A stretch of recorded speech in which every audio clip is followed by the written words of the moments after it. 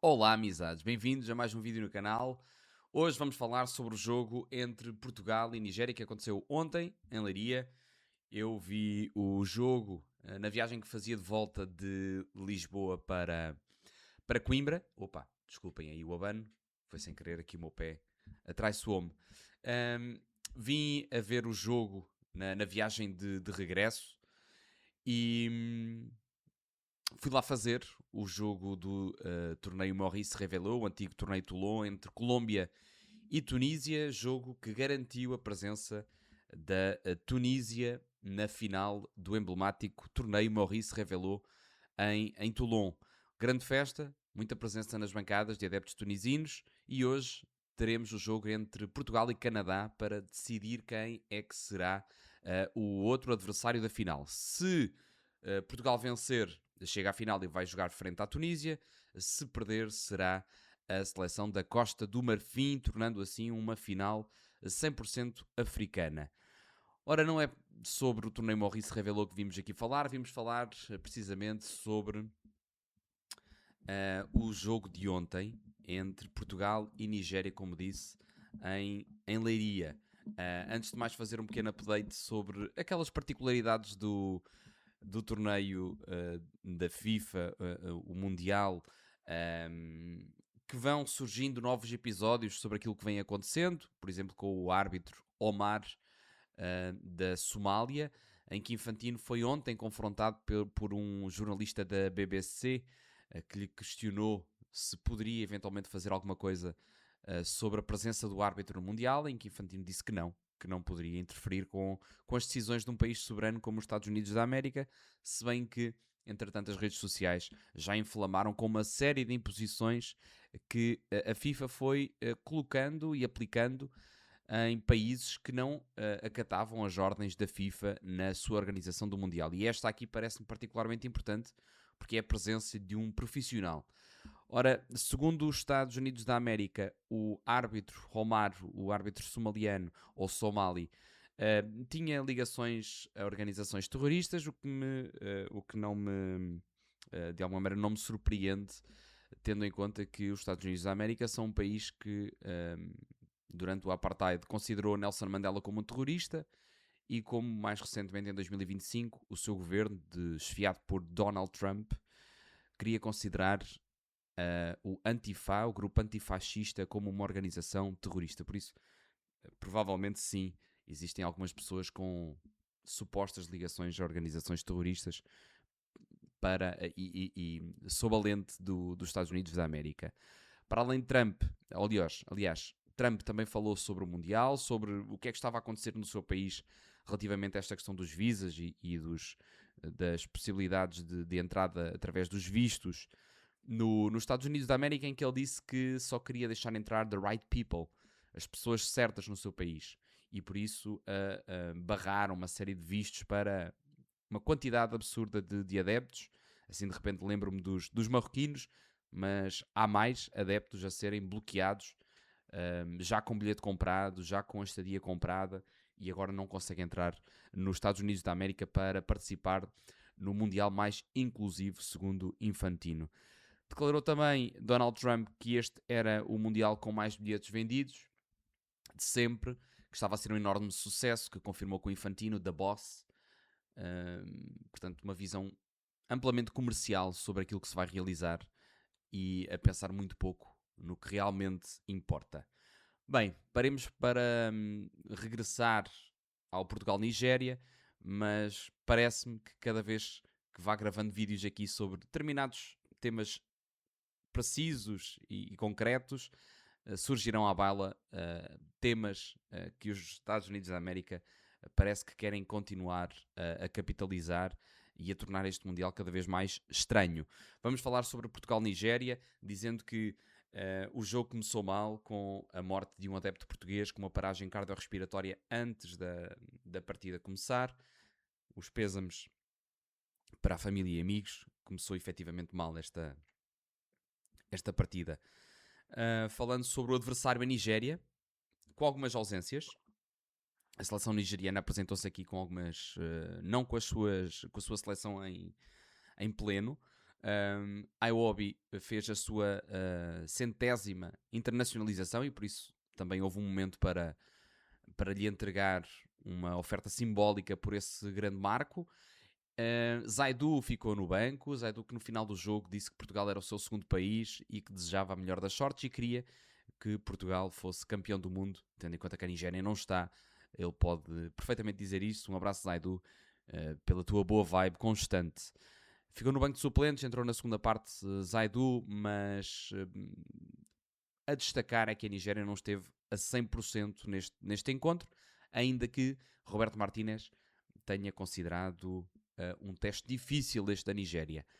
Não me parece difícil, se bem que, comparando com outras seleções que se colocam, ou teoricamente se colocam, no lote de favoritas, este é um teste a nível comparativo, se calhar superior a outros adversários de outras seleções, como a Espanha, como a Argentina, ou até como a França, que defrontaram seleções um pouco inferiores.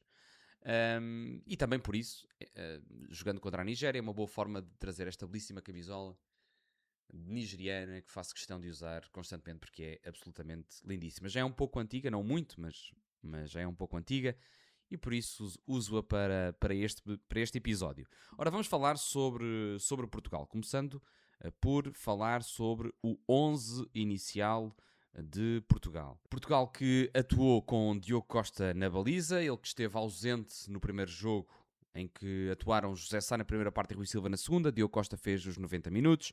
Nelson Semedo na direita, Diogo Dalot na esquerda. As centrais, Rubem Dias mais inclinado para a direita, Gonçalo Inácio mais inclinado para a esquerda. Meio campo com João Neves, Vitinha, Bruno Fernandes. Nos corredores, Pedro Neto do lado esquerdo, Francisco Trincão do lado direito e Cristiano Ronaldo na frente.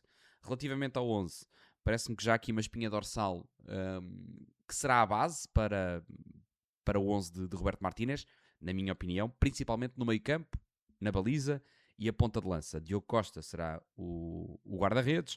O meio campo, acho honestamente que vai ser composto por João Neves, Vitinha e Bruno Fernandes, salvo algumas particularidades do adversário, que já lá iremos falar sobre isso, mas parece-me que este seja o meio campo base e que efetivamente não há grandes dúvidas, são os 3 melhores elementos do meio campo neste momento para Portugal, e Cristiano Ronaldo, que continua a dar sinais, ou melhor, Roberto Martínez continua a dar sinais de que será mesmo o ponta de lança da seleção portuguesa, Cristiano Ronaldo. Ficam as dúvidas nos corredores, sim, tanto na defesa como na frente. Fica na dúvida também os elementos centrais, sendo que Rubem Dias esse será titular absoluto desta seleção, o grande patrão da defesa.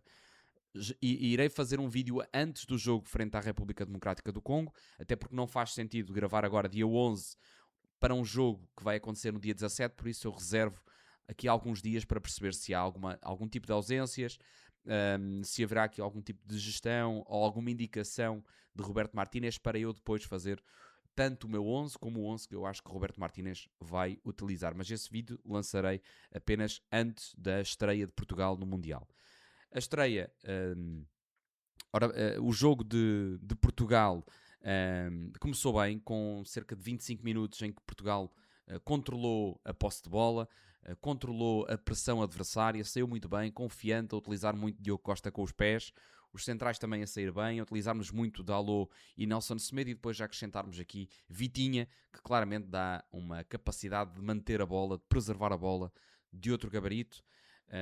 A nível de meio campo, João Neves e Vitinha estiveram num grande ritmo. Se olharmos para os dois amigáveis, tanto o Chile como o jogo frente à Nigéria, dá a sensação de que Portugal não está a jogar no ritmo a 100%, ou seja, não está na intensidade que deve estar num jogo a doer. Mas se isso foi passado e se isso realmente foi indicação para a seleção manter o nível de 70%, 80%, garantir o mínimo, não dar o máximo, porque efetivamente pode, a nível muscular, gerar algum tipo de lesão, essa informação não deve ter sido passada a Vitinha e João Neves, que provavelmente estavam na tribuna no jogo frente ao Chile e só os restantes ouviram, porque Vitinha e João Neves não sabem brincar e entraram neste jogo a todo o gás. a bloquear uma série de passes, a correr imenso, a irem a todo o lance dividido. Estiveram muito bem os dois jogadores do meio campo do Paris Saint-Germain.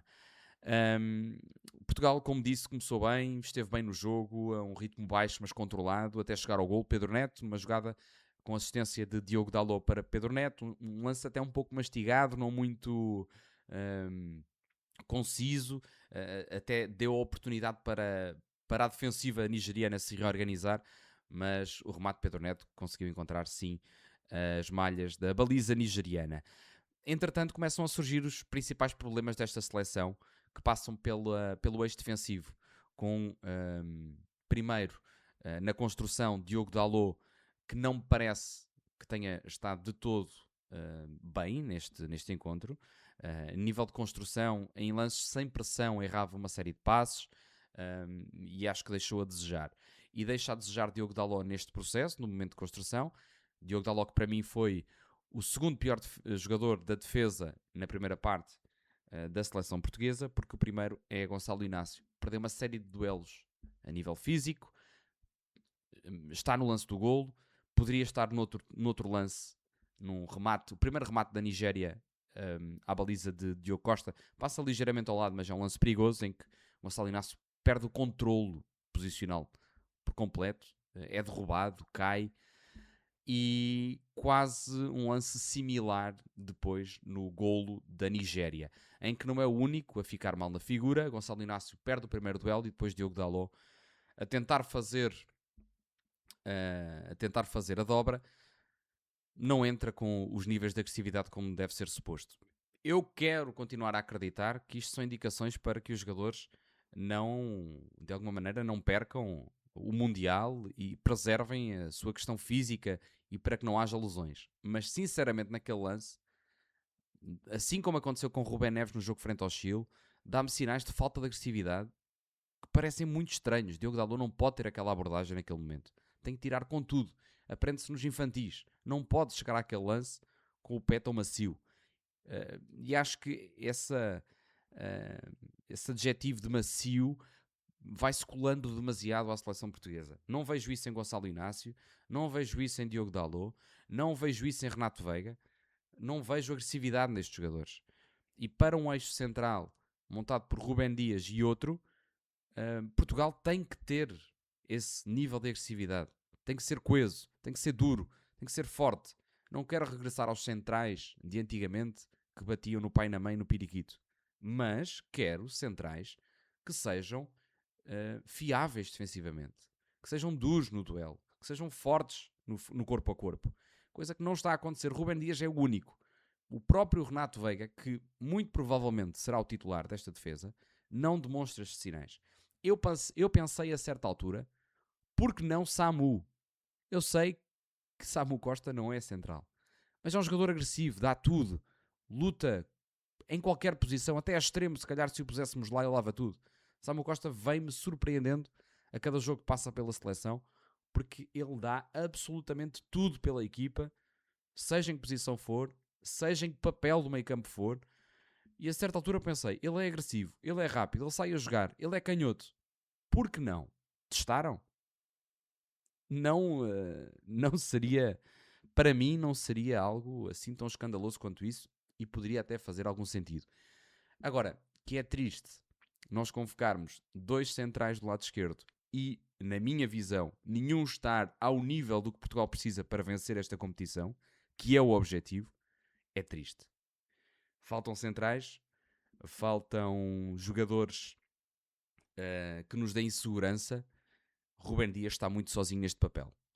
Passamos para o meio campo para falar sobre Vitinha, João Neves, que já falámos, mas Bruno Fernandes não esteve bem neste encontro, na minha opinião.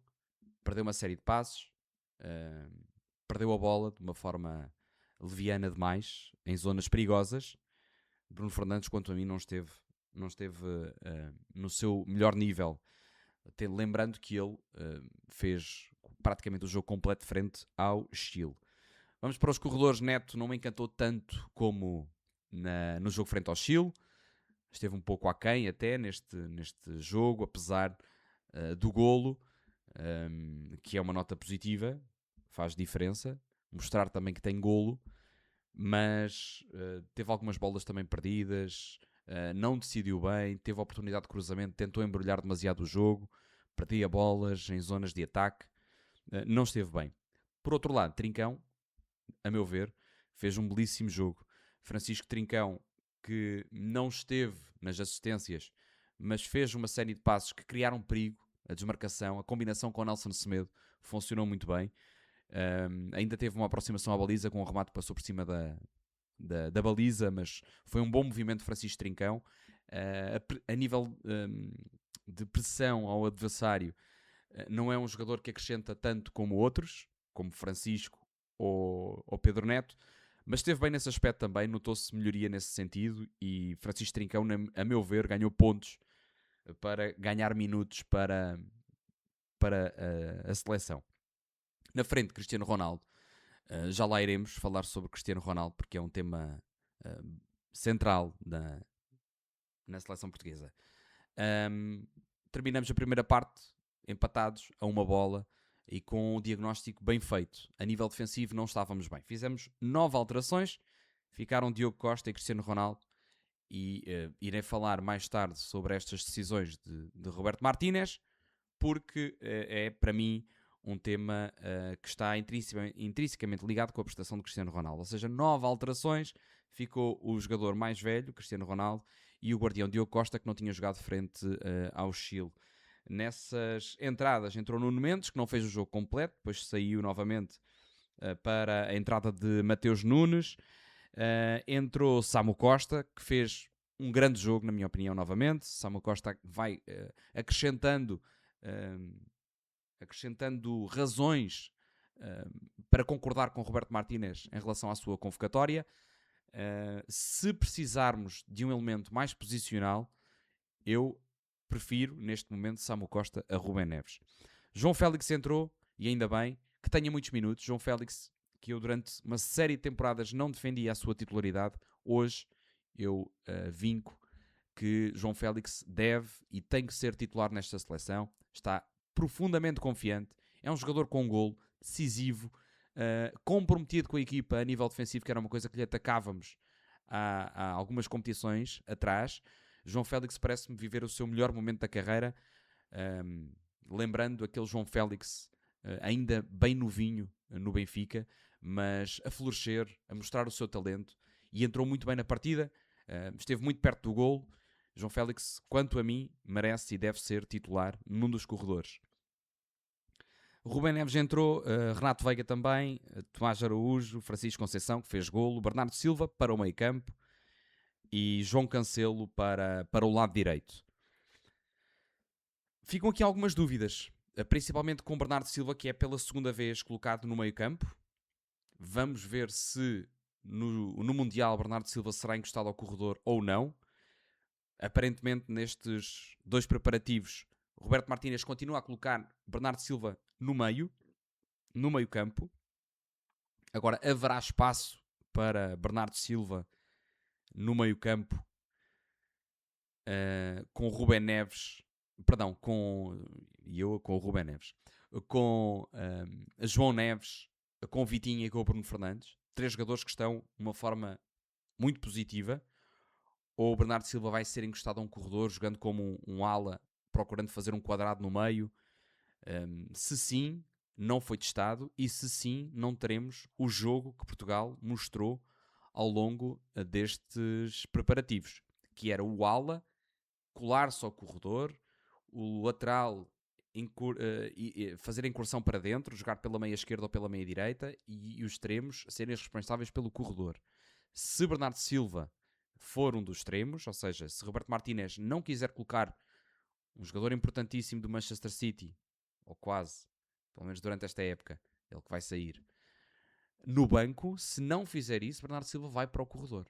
Acredito eu. Porque não vai tirar o lugar a João Neves, não vai tirar o lugar a Vitinha, não vai tirar o lugar a Bruno Fernandes, vai colocá-lo no corredor. E se isso acontecer, Bernardo Silva vai ficar esquecido num corredor, longe da baliza, longe do jogo, longe de onde a bola passa do meio campo. Fica a minha dúvida, honestamente. Ou então vai mesmo ser um elemento do banco e a saltar do banco para ajudar a equipa no decorrer do jogo. Francisco Trincão, Francisco Conceição fez golo, esteve bem novamente. Tinha feito uma assistência frente ao Chile, agora faz um golo, continua a dar sinais de que pode claramente ser o titular do lado direito do ataque português. Mas ficam muitas dúvidas. As dúvidas existem, persistem. Quem é que vai jogar? Haverá um 11 base? Haverá um 11 base? Ou, por outro lado, Roberto Martínez vai adaptar o 11 tendo em conta o adversário e a fase da competição? Uma coisa é certa, Roberto Martínez vai testando e testando. Vai fazendo uma série de processos diferentes, de objetivos para, dependendo das peças, para o jogo. Vai criando opções B, C, D e E. Porém, é uma maratona esta competição. Teremos 3 jogos na fase de grupos e depois jogos a eliminar. Não será um campeonato longo onde faz sentido ter uma ampla gama de opções de sistema de jogo e de processos. O que temos que ter é 2 opções bem trabalhadas e as imprevisibilidades que eventualmente se criam sejam através do talento individual e das dinâmicas que esses jogadores vão criar. Mas é importante ter um 11 base, 14 elementos base bem definidos e, a certa altura, pensar de como é que aquele núcleo que já está bem coeso depois pode realmente criar a diferença, fazer a diferença no decorrer do jogo frente a adversários diversos.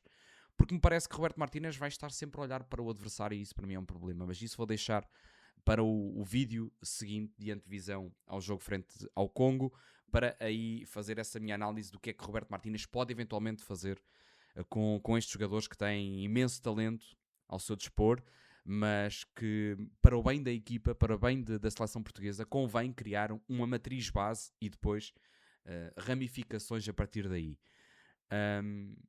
Uma das coisas base. Portanto, deixem-me acompanhar aqui alguns dos apontamentos que fui criando. Uma das minhas dúvidas é, de facto, se temos 11, se temos ele não jogou em conjunto, e perceber se o 11 será sempre com base no adversário. Essa questão do plano B e do plano C, como já referi. A hierarquia no balneário, e isso está implicitamente ligado com as 9 alterações que foram feitas. A hierarquia no balneário é importante que os jogadores percebam que o seu rendimento tem impacto nas decisões imediatas de Roberto Martínez. Ou seja, se eu estou bem neste momento, se eu estou a produzir, eu tenho que ter oportunidade. Mesmo que no meu lugar esteja Bernardo Silva, Bruno Fernandes, João Neves ou Cristiano Ronaldo. Eu tenho que saber que se eu estou bem, se eu faço golo, aquilo como aconteceu em 2022, em que Gonçalo Ramos entrou bem e ganhou o espaço. Isso tem que acontecer. Roberto Martínez defende-se.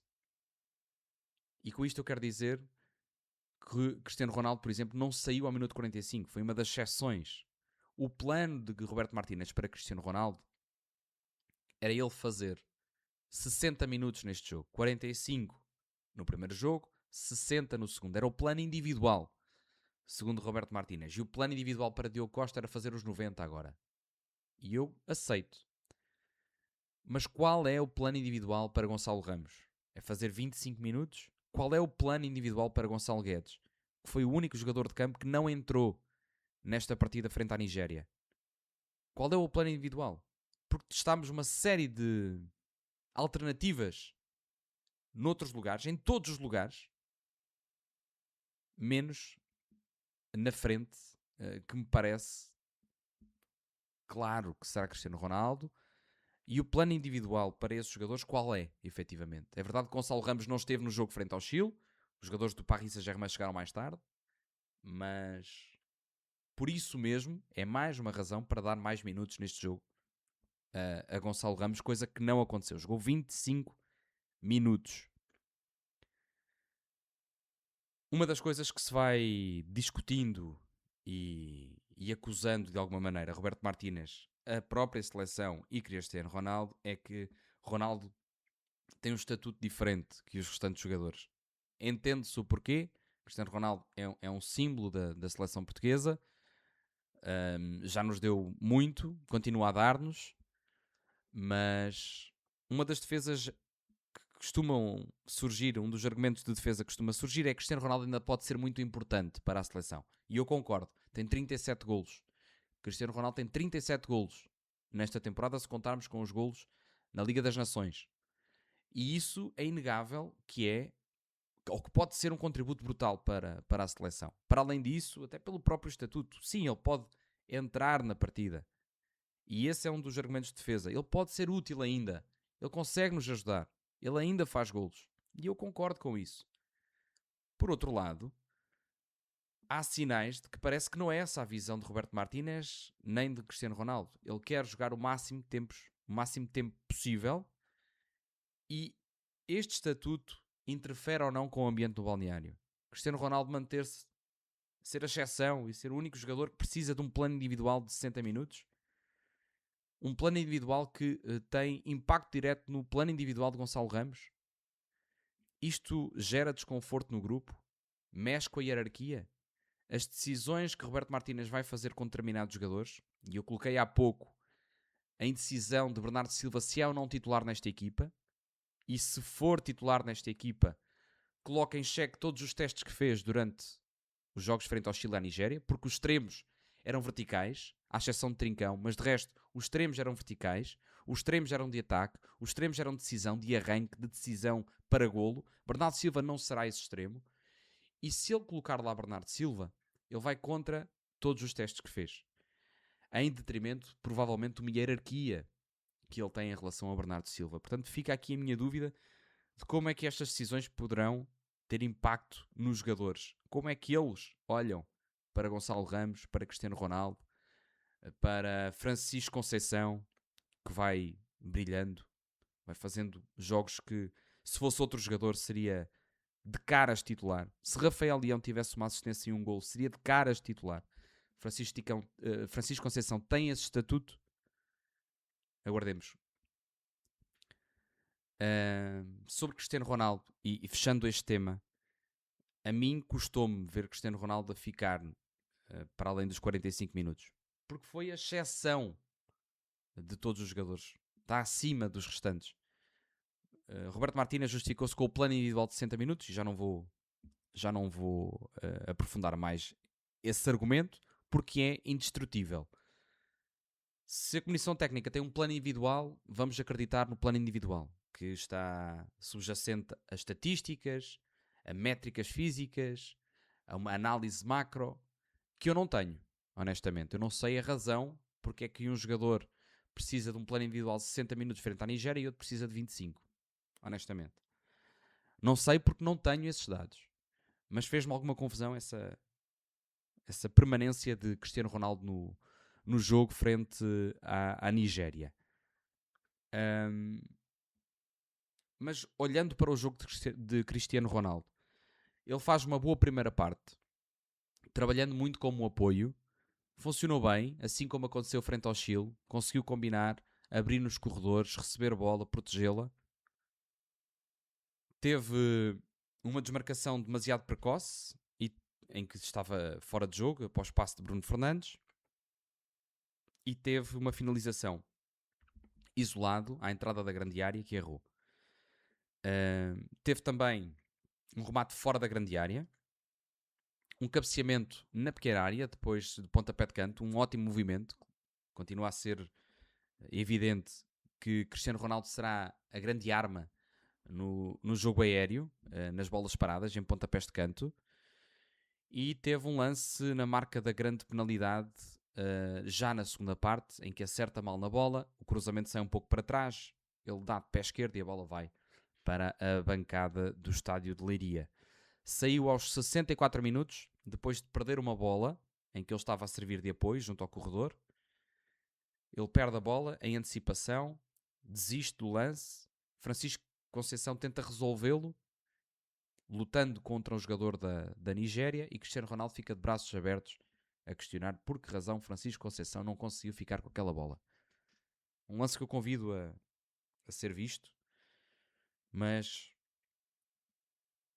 Cristiano Ronaldo claramente, não sei se já estava a pensar na substituição, porque assim que a falta é cometida por Francisco Conceição, ele sai. Provavelmente ele já estaria mais fora do que dentro do jogo.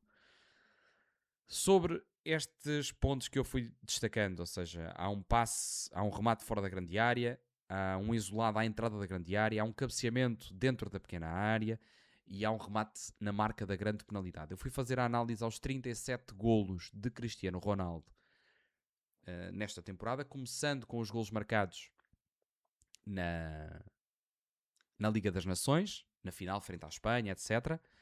E as conclusões que eu tirei foram: ele faz 37 golos, um de costas, que vamos tirar da equação, mas ainda assim são 2,70%, 2,7% dos golos. Faz 3 golos fora da área, portanto 8%, arredondando. Faz 8 golos de penalti, são 21,60%.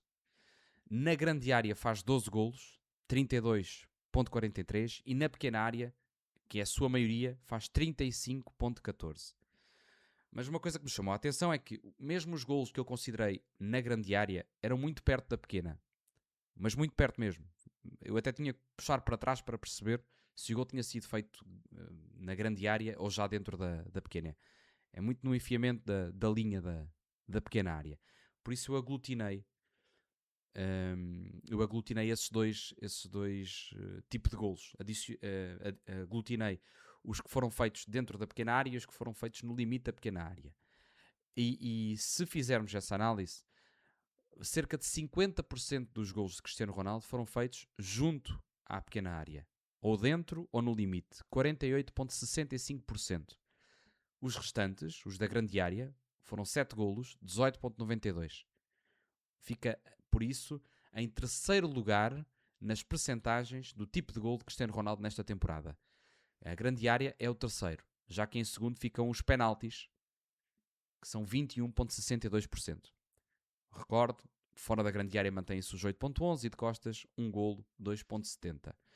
50% dos golos de Cristiano Ronaldo foram marcados na pequena área ou no limite da pequena área. E Portugal continua a adotar Cristiano Ronaldo no apoio, saindo da zona de finalização e no lançamento longo para a desmarcação de Cristiano Ronaldo, com ele bem longe da grande área. Cristiano Ronaldo precisa de ser um homem de área, precisa estar dentro da grande área. Portugal precisa de contribuir para Ronaldo nessa área do terreno. Aí sim ele é determinante. Parece-me claro que Cristiano Ronaldo, noutros ambientes, fora da grande área, torna-se cada vez mais difícil para ele fazer a diferença. Ele é fortíssimo a aparecer no sítio certo, no momento certo, com a finalização perfeita, a aplicar o gesto técnico, coisa que neste jogo o gesto técnico até aí falhou, mas vai funcionar. Cristiano Ronaldo pode ser de facto importante nesse momento, mas tem que estar na zona certa do terreno. Portugal tem que trabalhar um bloco para que Cristiano Ronaldo fique preso à grande área e depois aí finalize da melhor forma como ele bem sabe. E Portugal tem que privilegiar isso se quiser aproveitar Cristiano Ronaldo. Caso contrário, terá um grande problema na frente de ataque. Creio que não é também o único problema da seleção, não é Cristiano Ronaldo. Cristiano Ronaldo pode ser mais contributo do que problema, mas queria deixar aqui esta análise em relação ao CR7, ao nosso astro, ao nosso capitão Cristiano Ronaldo, que tantas coisas nos deu, e não interpretem isto como um ataque a Cristiano Ronaldo. É uma análise e faz parte também estar sujeito a críticas e alterações. Ele tem 41 anos. Cristiano Ronaldo já não é o Cristiano Ronaldo de outros tempos e ainda pode ser extremamente útil.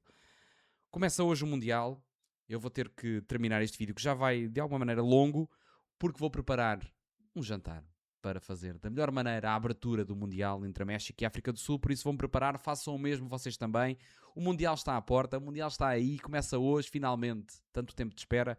Por isso, terminar dizendo para subscreverem o canal, deixarem o like para que isto chegue ao máximo de pessoas que conseguir. De qualquer maneira, estou satisfeito com os números. É um canal novo, um conceito novo, por isso, obrigado por acompanharem, por estarem desse lado. Deixem também o vosso feedback. Eu vou-me preparar para a abertura do Mundial, vamos a isso. O Mundial está aí, o Mundial está à porta. Vou acompanhar todos os jogos na Sport TV. Obrigado, portem-se bem e boa quinta-feira para todos. Tchau, tchau.